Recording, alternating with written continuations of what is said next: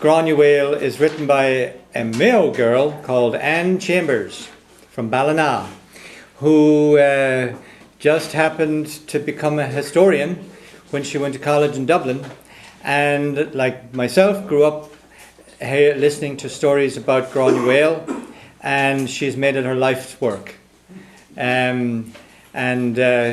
She's making a darn good living out of it.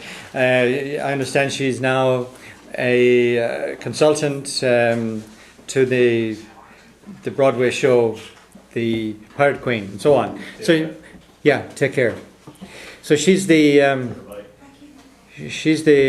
expert on it, and Morgan Llewellyn, that you probably all know from other books that she's written.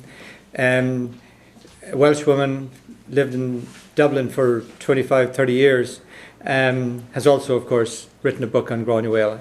You'd be surprised if she didn't. She started off writing the first book on Brian Boru, who I've just been told there's a major movie being made right now. It's just been shot in Dublin, or in Ireland rather, with Leonardo DiCaprio playing Brian Boru, one of the great characters in Irish history as well. Sadly, they have not made a real movie about Gráinne Mhaol yet, but I've no doubt that they will. There's a number of scripts kicking around in Hollywood, but they've never gotten made yet. But there's quite a few scripts have been written for a movie about Gráinne Mhaol. One of the stories that I want to mention is her association with Howth Castle in Dublin, and I came across this story myself. I didn't know it at the time, but I found out about this story from the most extraordinary source. The owner of the hotel himself told me, in his posh English accent, and he was a man called St. Lawrence, Mr. St. Lawrence, who, by the way, was a lord. I knew he was, and I think it's Lord Howth. I'm not sure, but when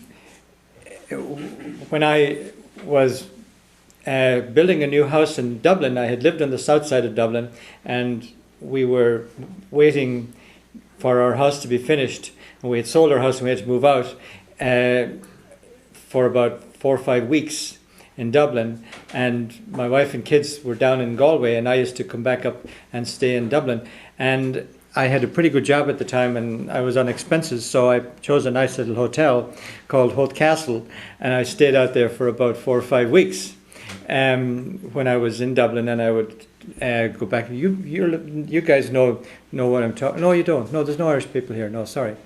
That's you might know where Howth is outside Dublin.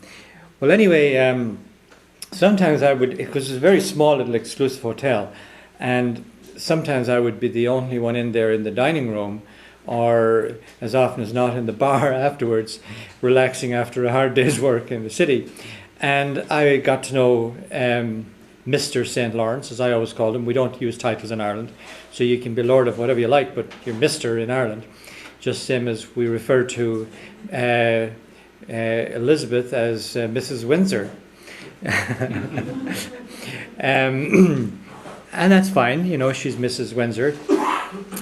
But Gráinne Mhaol, as I said earlier, used to travel all around Ireland on her commercial expeditions. She never actually made a living. She never maintained herself, so to speak, as a pirate. That wasn't what she did. There was no money in that. She could do much better with legitimate trading. So no, the pirate thing is an English perception of her, because they were fair game because they were coming after her, so she went after them, kind of thing. But no, that wasn't her bag. But anyway, Howth was a stopping off point. If you know the coast of Ireland, you can see Carlingford Lough, Howth. You see the different stagings that they would have they would have gotten into, and you can see where the castles are. So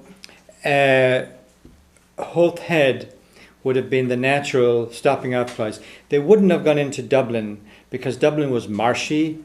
Now it's dredged and the river and so on, but it wouldn't have been a place that they would normally want to go into. Holt was much better because it was a deep water, natural cove. It kind of reminds me of Catalina Island. What do you call the town out there, the little village out there? Avalon. Avalon. Thank you. It reminds me a lot of Avalon. It's kind of like a little natural little cove there. And on the hill behind was Holt Castle. Anyway, Grace arrived outside Holt Castle. No doubt she'd have come in with her fleet. They'd have tied up and they'd have, gone down around among the ordinary folks in the little harbour.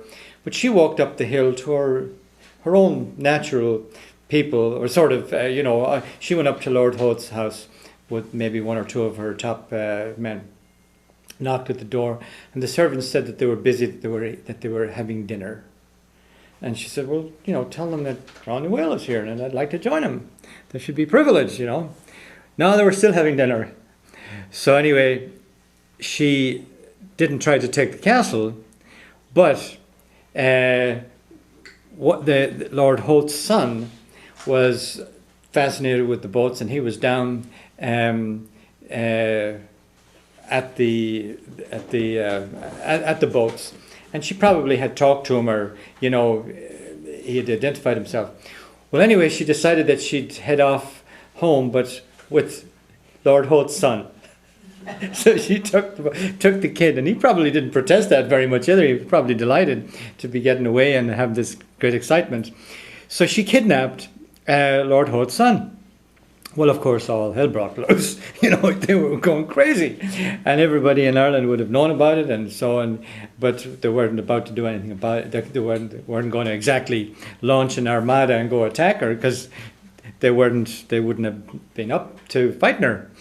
So, of course, she waited for the proper emissaries to arrive at Westport or at Clare Island, and intermediaries and so on, and what could be arranged and all the rest of it.